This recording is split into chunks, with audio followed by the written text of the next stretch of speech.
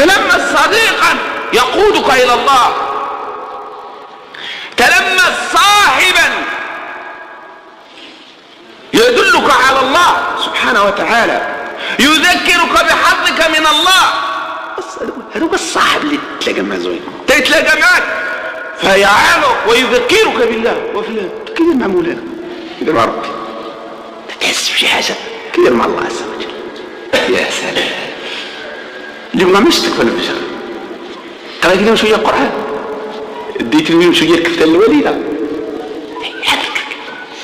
دوز دي شي فريز الوالده، دوز خلي مشيتي زرتي عمتك يذكرك